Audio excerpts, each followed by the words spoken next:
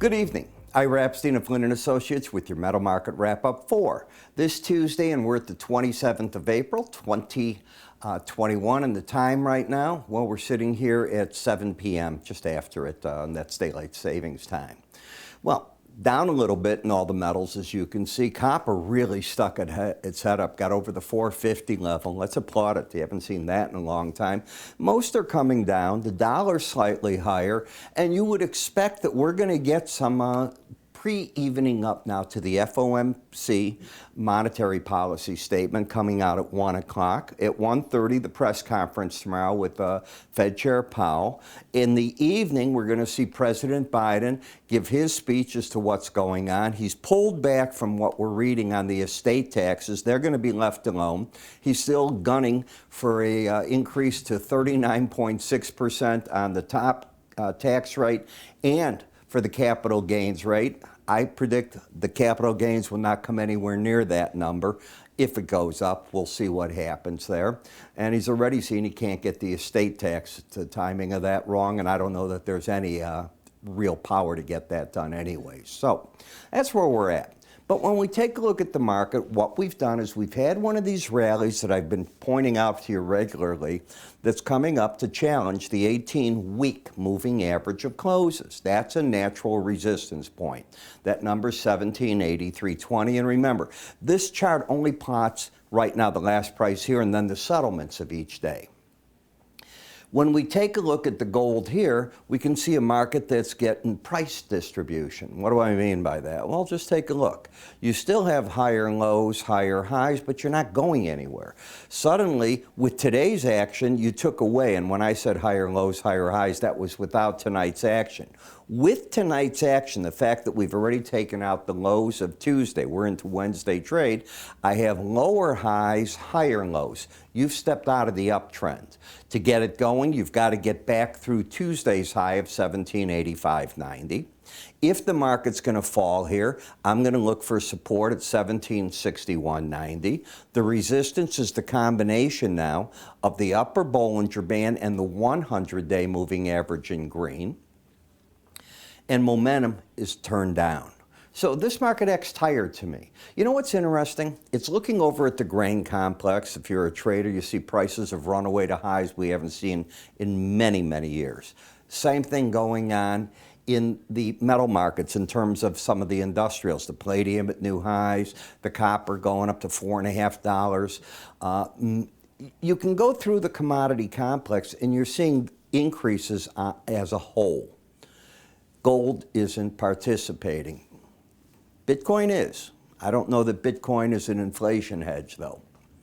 When you look at the gold-silver ratio, you can see that the market is now looking for the 100-day average to have levels of support between the 18-day average in red, right under it the 200-day, that was a bullish crossover, the 100 in green, and resistance at the upper Bollinger Band. What I think is keeping the pros away from buying it is that you have an overbought condition that is not embedded.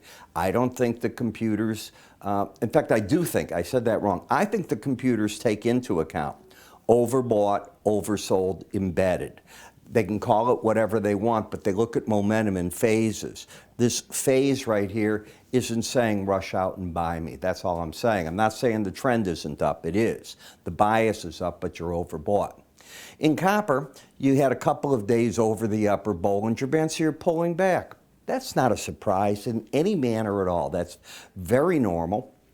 But none of this is bearish as long as you have that embedded reading. You hear me say this all the time, and if you haven't taken my course on the enhanced Bollinger Bands, because that's what this is about, the Bollinger Band, and then it's this. You want to take it because I teach this. This is exactly what I teach you how to play. So you determine. It's on our website under the word research, I believe, and then education. I think the courses are under education.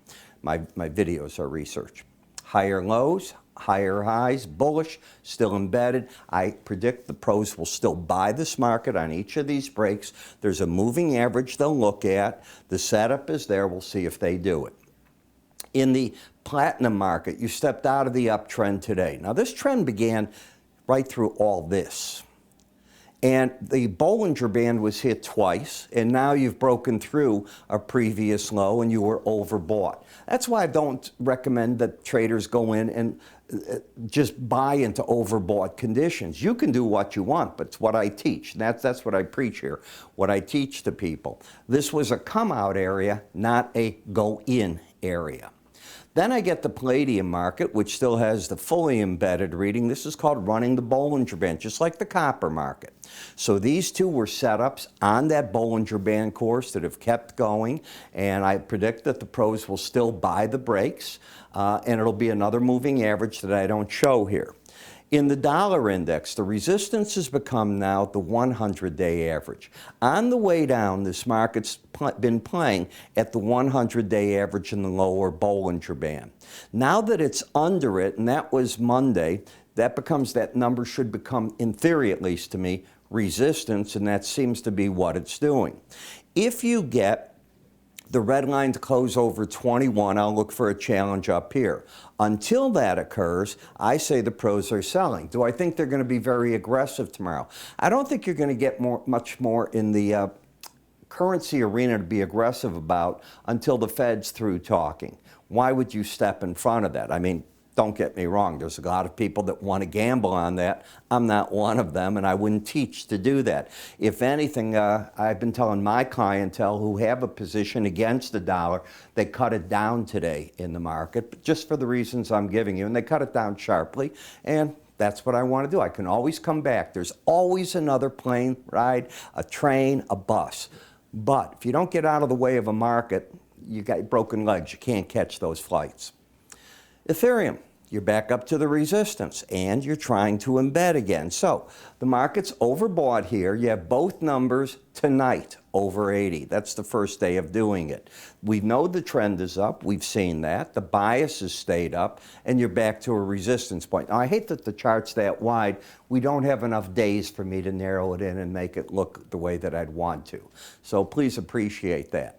You know, if you're trading, be it futures or ETFs, what I do in the mornings is exactly what you're seeing here, but with a lot more detail, because my subscribers always see me step in and say, buy here, sell there, do this, do that. That is the key. So if you're looking to get something like that, you're looking for the morning news as it's coming out before the U.S. news reports come out. I do that in my futures. Why? I'm recording at 5:40 in the morning Central Time. So I already know what the market's looking for, the reports that are coming out that day. I'm giving you what the market's done there. Then how did Asia and Europe, what have they done overnight that we should be looking at in the futures markets? You play that. The combo part of this takes into account that the futures markets, in many cases, set the tone for what these ETFs are going to do when they open. There's 40 charts now that I cover, and this video for the ETFs has moved from the afternoon to the morning, but I just wanted to get this here for you. So what do you do with the two? You get a game plan. I want you to buy here. I want you to sell there. Here's your stop. Here's your profit objective. Do this. Do that. It's specific as can be with reasons. I cover day charts and I cover weekly charts. So on the weekend, you also get just a weekly update, which is all weekly charts for the longer term. But as I see trends develop during the week, I bring in both for you. So it's a full game plan of looking at longer and shorter term. Not very expensive, $16.90. What do you have to do? Give yourself a try with it. Last thing for all of you, we're working next week on my WhatsApp. I have a big exam that I have to take this Thursday. Hope I pass it. I might not. And I haven't taken an exam, I don't want to tell you in how many decades, but I have an exam. I'm going to be very light tomorrow. I may not even do these updates, so be aware of that. I want to study, study, study. I've got the exam at noon on Thursday, and then I'm back in the saddle. I'll be doing then back to my regular reports unless I got to study more to retake the exam, which is a good chance. In any case, I'm Ira Epstein. You have yourselves a great day, and I will talk to you all tomorrow.